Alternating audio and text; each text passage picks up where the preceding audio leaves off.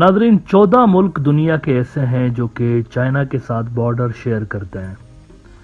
अब इन 14 मुल्कों में से 12 मुल्कों के साथ चाइना ने अपने बॉर्डर एग्रीमेंट्स कर लिए हुए हैं, यानी उन मुल्कों के दरमियान और चाइना के दरमियान किसी किस्म का कोई बॉर्डर डिस्प्यूट नहीं है।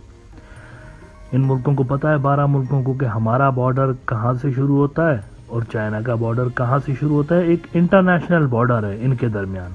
सिर्फ 2 मुल्क ऐसे हैं जिनके साथ चाइना ने अभी तक बॉर्डर एग्रीमेंट नहीं किया, या उन्होंने चाइना के साथ नहीं किया। मतलब चाइनीज तो रेडी हैं, वो कहते हैं कि आइए हमसे बात करें और बॉर्डर डिस्प्यूट जो है वो रिजॉल्व करें। लेकिन उन 2 मुल्कों ने अभी तक जो है वो चाइना के साथ बॉर्डर डिस्प्यूट्स रिजॉल्व नहीं किए। उनमें से एक तो इंडिया है। इंडिया के बारे में तो खैर ज़बान ज़द आम बात है, वो तो सब जानते हैं। और दूसरा भूटान है। नाउ भूटान और चाइना के दरमियान जो बॉर्डर डिस्प्यूट इतने अरसे तक रहा है, मतलब 70-75 साल हो गए हैं, इसके पीछे सबसे बड़ी वजह इंडिया रहा है बकौल चाइना के। चाइना कहता है कि हमारे दरमियान जब भी बातचीत होती है ना, जब भी हम बैठते हैं, 90s में भी एक मरतबा हम बहुत करीब पहुंच गए थे बॉर्डर डिस्प्यूट रिजॉल्व करने के, लेकिन फिर इंडिया बीच में आ गया। और जब भी हम टॉक्स करते हैं, इंडिया उसमें होता है, और इसका जो बहाना इंडिया बताता है वो ये बताता है कि हमारी जी ट्रीटी ऑफ फ्रेंडशिप जो है वो साइन हुई पड़ी है भूटान के साथ। तो ट्रीटी ऑफ फ्रेंडशिप के तहत हम इनको डिफेंस के शोबे में भी कोऑपरेट करेंगे इनके साथ, भूटानीज के साथ, और फॉरेन पॉलिसी में भी करेंगे ना। कोऑपरेशन का जो मतलब है ना, वो बड़ा एक अजब सा है। कोऑपरेट करने का मतलब ये थोड़ी होता है कि आप मेन पार्टी को साइड पे करके खुद ही बैठ जाएं आगे वाली सीट पे। ऐसा तो नहीं होता ना। इंडिया ऐसा करता रहा है बकौल चाइनीज के। लेकिन अब जैसे ही चाइना ग्रो किया है, चाइना राइज हुआ है, तो उन्होंने डोकलाम का इंसिडेंट, एक वेल प्लान्ड इंसिडेंट उन्होंने किया 2017 में, और आटे दाल का भाव बता दिया भूटान को कि जिन पे आप रिलाय कर रहे हैं, या जो आपको लंबी लंबी बातें बताते रहते हैं कि हम आपको बचाएंगे, हम सूरमा हैं, हम तो बहुत बड़े कोई फने खान हैं, हमारे सामने चाइना क्या बेचता है। तो चाइनीज ने डोकलाम में इनको करके दिखाया कि ये कुछ भी नहीं है हमारे सामने। मतलब मोदी आया कुछ दिनों के लिए, फोर्सेज इन्होंने, जब ये डोकलाम के अंदर घुसे चाइनीज, कुछ दिनों के लिए, हफ्ता 8 दिन के लिए फौजें जो है वो इनके सामने खड़ी की और फिर वापस बुला ली। अब ये वो इंसिडेंट था जिस पे भूटान का जो कॉन्फिडेंस था इंडिया के अंदर, वो शेक हो गया, वो टूट गया, दिल टूट गया उनका। यार ये किस किस्म की फोर्स है, हमारी ज़मीन चाइना अगर उस पर आके बैठ जाता है तो ये मसला रिजॉल्व किए बिना खुद ही पीछे चले गए। तो वहाँ से एक इब्तिदा होती है, बैकडोर चैनल्स एक्टिवेट होते हैं ज़ोरों शोर के साथ। मतलब पहले भी कहीं ना कहीं राब्ता था, लेकिन इस वाक़ये ने स्पीड अप कर दिया था प्रोसेस को। तो भूटान और चाइना के दरमियान डायरेक्ट जो टॉक्स हैं वो शुरू होती हैं, और उसके बाद चलते चलते अब मामला यहाँ तक पहुँच गया है कि ये जब बातचीत कर रहे थे तो इंडिया को बीच में इन्होंने नहीं बिठाया, और अब दोनों के दरमियान जो प्रॉब्लम्स हैं, बॉर्डर डिस्प्यूट्स हैं, वो रिजॉल्व हो चुके हैं, इफेक्टिवली हो चुके हैं। अभी हाल ही में 1-2 रोज़ पहले भूटान का जो फॉरेन मिनिस्टर है वो चाइना गया। बहुत बड़ा वाक़या है ये। और वहाँ उनकी मुलाकात वांग यी से हुई, चाइना के फॉरेन मिनिस्टर से, और उस पर उन्होंने बयानात क्या दी हैं, उस पर मैं ज़रा आपको 1-2 रेफरेंसेस दिखाता हूँ। एक तो चाइना का सरकारी अखबार जो ग्लोबल टाइम्स है, वो मैं आपको दिखाता हूँ। उन्होंने लिखा कि China Bhutan strive for early resolution of border issue, promote political process of establishing diplomatic relations. एक बहुत बड़ा इवेंट कि 1940 से जो इंडिया बैठा हुआ था बीच में कि भूटान को नहीं जाने देंगे उनकी तरफ, चाइनीज की तरफ, वहां आप डिप्लोमेटिक रिलेशंस कायम होने वाले हैं। ये जो दोनों मुल्क हैं आपस में, ये समझे गया, भूटान गया इंडिया के हाथ से, ये दोनों मुल्क आपस में अब डिप्लोमेटिक रिलेशंस कायम करने जा रहे हैं। इससे भी बुरी खबर एक है, अभी शेयर करूंगा थोड़ी देर में। अगर आप इंडिया के पर्सपेक्टिव से देखें तो इससे भी बड़ी बुरी खबर एक अभी शेयर करता हूँ। ये बुरी खबर नहीं है, इससे भी बुरी खबर एक और है। जिनहुआ नेट, अगेन एक और चाइना का बड़ा अखबार है, कहते हैं कि China aims to establish diplomatic relations with Bhutan soon. Now इसके अंदर वो कहते हैं भूटान के फॉरेन मिनिस्टर के हवाले से कि तांदी दोराजी, ये उनके फॉरेन मिनिस्टर हैं भूटान के, Tandi Dorji thanked China for its strong support and assistance to Bhutan, saying that Bhutan firmly upholds the One China principle. अब यहाँ पे आप देखें पहला सेटबैक इंडिया के लिए कि भूटान ने वन चाइना प्रिंसिपल को वैसे ही, वो कहते हैं हम तो मानते हैं ये तो एक ही चाइना है, ताइवान कौन सा है, वी डोंट रिकॉग्नाइज ताइवान, हमारे हिसाब से ये भी चाइना है। तो ये एक तो पहला स्ट्रांग साइन है कि दोनों के दरमियान जो टाइज हैं वो कुछ ज़्यादा ही ज़बरदस्त तरीके से इमर्ज हो रहे हैं।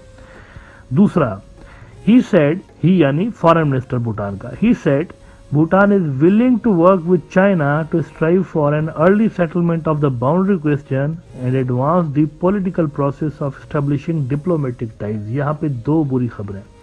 पहला, बाउंड्री डिस्प्यूट इनका तकरीबन हल हो चुका है, फॉर्मल जो कार्रवाई है वो हो जाएगी कुछ महीनों के अंदर।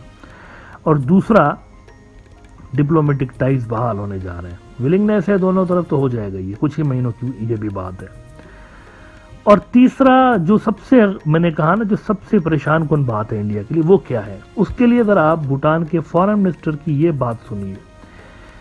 कहते हैं ही सेड, ही यानी उनका फॉरेन मिनिस्टर जो भूटान का है, he said that Bhutan greatly appreciates and supports the China proposed global initiatives, the global development initiative GDI, the global security initiative GSI, and the Global Civilization Initiative GCI, which bring benefits to all parties, especially neighboring countries including Bhutan।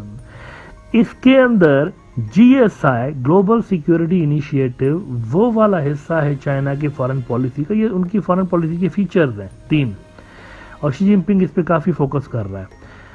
ये वो वाला हिस्सा है जिस पे India को आपत्ति है क्योंकि ये सिक्योरिटी से जुड़ा हुआ है GSI, बाकियों से इतना नहीं है, इससे ज्यादा है ग्लोबल सिक्योरिटी इनिशिएटिव।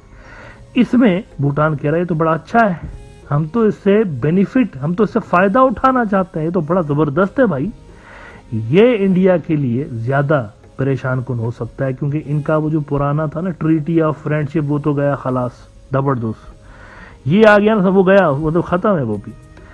तो इसका मतलब यह है कि मुकम्मल तौर पर इनके फोल्ड से बाहर निकल चुके हैं भूटान वाले। अगर आप केयरफुली इन लाइंस को देखें तो इनके फोल्ड से वो गए, और डिप्लोमेटिक टाइज रिज्यूम होने के बाद पहला ही काम मेरे ख्याल से उन्होंने यही करना है कि वो BRI साइन कर लेंगे, क्योंकि ये जो ग्लोबल डेवलपमेंट इनिशिएटिव और ग्लोबल सिविलाइजेशन इनिशिएटिव जो है ये सपोर्ट करते हैं BRI को, बेसिकली चाइना का जो फ्लैगशिप प्रोग्राम है उसको सपोर्ट करते हैं। तो ये उसमें टाइज नॉर्मलाइज होने के बाद आ जाएंगे, इन्होंने हिंट दे दी है भूटान वालों ने। एंड आखिर में याद दिला दूं आपको कि ये एक प्रिडिक्शन समझ लें या असेसमेंट समझ लें कि भूटान अब चूंकि इंडिया के हाथ से जा चुका है, तो अब भी अगर इंडिया ने अपने बाउंड्री डिस्प्यूट रिजॉल्व नहीं किए पाकिस्तान के साथ, चाइना के साथ, और इसी तरह से उन्होंने रखा, तो आखिरी इंडिया बचता है, 14 मुल्कों में से आखिरी इंडिया बचता है जिसका अनरिजॉल्व्ड बॉर्डर है चाइना के साथ।